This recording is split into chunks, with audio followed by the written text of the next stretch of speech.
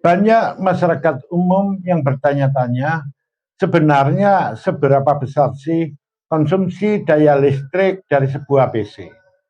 Yang dimaksud di sini bukan PC laptop, tetapi PC desktop, yaitu PC yang biasa digunakan sehari-hari di rumah-rumah atau di kantor-kantor.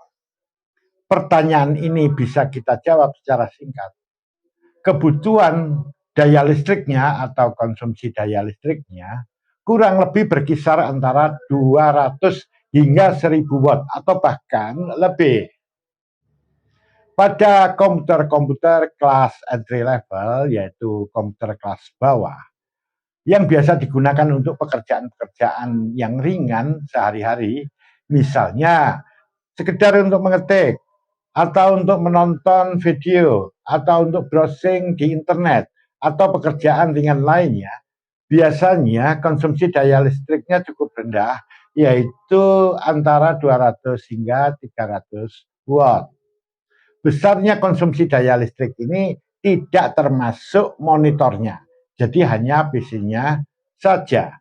Sedangkan PC yang digunakan untuk pekerjaan berat, misalnya untuk gaming atau untuk pekerjaan-pekerjaan pengolahan grafis seperti rendering video, editing video, atau perancangan gambar arsitektur atau pekerjaan grafis lainnya, biasanya membutuhkan konsumsi daya listrik yang cukup besar, yaitu bisa mencapai 1000 watt atau bahkan lebih.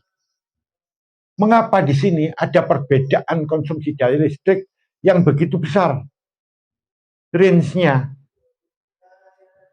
Nah, untuk itu agar lebih paham dan lebih jelas, kita bahas satu persatu tentang kebutuhan daya listrik atau konsumsi daya listrik untuk setiap perangkatnya. Kita bahas secara berseri. Seperti telah kita ketahui bahwa untuk GPU dan CPU adalah perangkat keras PC yang paling rakus daya, paling banyak mengkonsumsi daya listrik. Perangkat keras berikutnya adalah seperti motherboard, hard disk drive, SSD, dan lain-lainnya relatif membutuhkan daya listrik yang jauh lebih kecil. Kita bahas dulu sekarang tentang GPU-nya. Saya berikan satu contoh dulu. Ini adalah sebuah kartu grafis atau graphic card. GPU adalah Graphic Processing Unit yang merupakan prosesor pengolah grafis yang ada pada kartu grafis ini. Letaknya tertutup ya, tertutup oleh pendinginnya ini, dia ada di dalamnya.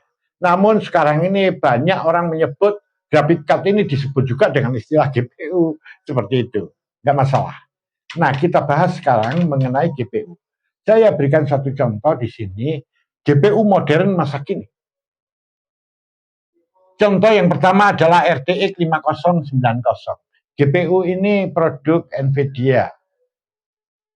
GPU ini merupakan GPU yang paling kuat, paling tinggi kinerjanya pada saat ini tahun 2025 hingga Oktober ini. Termasuk produksi salah satu yang terbaru yang diproduksi oleh NVIDIA. GPU RTX 5050 ini membutuhkan konsumsi daya listrik sekitar 575 watt maksimum untuk bekerja secara normal.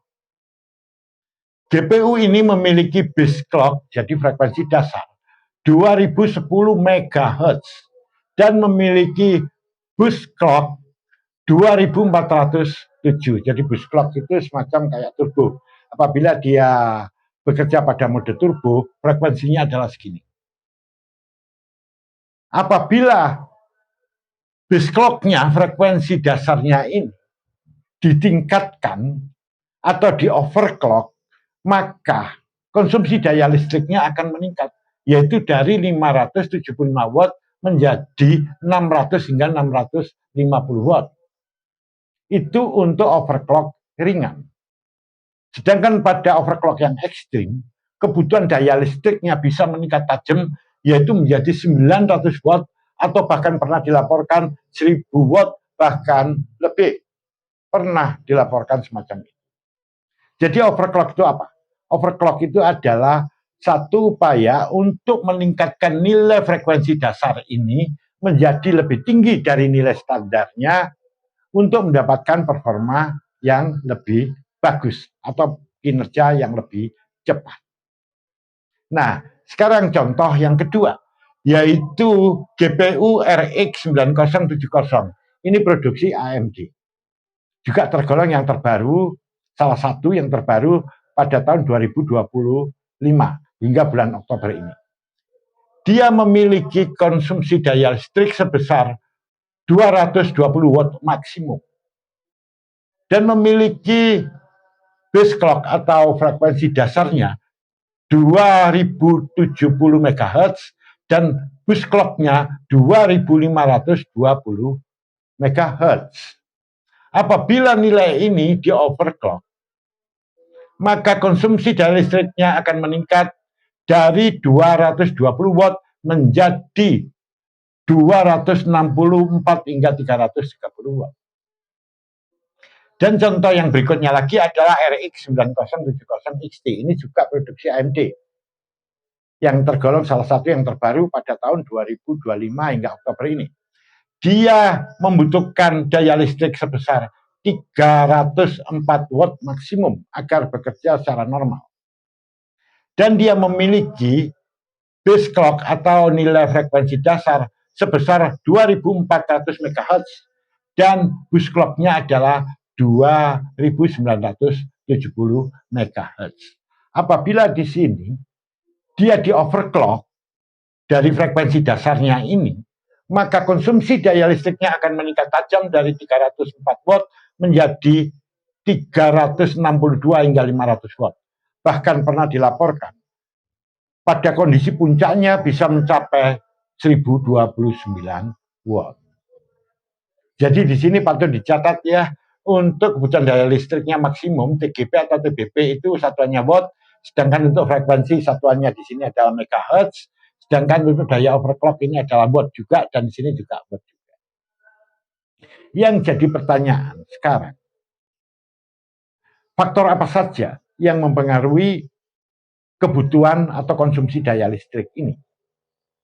Nah, faktor yang mempengaruhinya antara lain di sini adalah jenis GPU. Seperti tadi sudah dibahas, pada jenis GPU yang berbeda, konsumsi daya listriknya berbeda.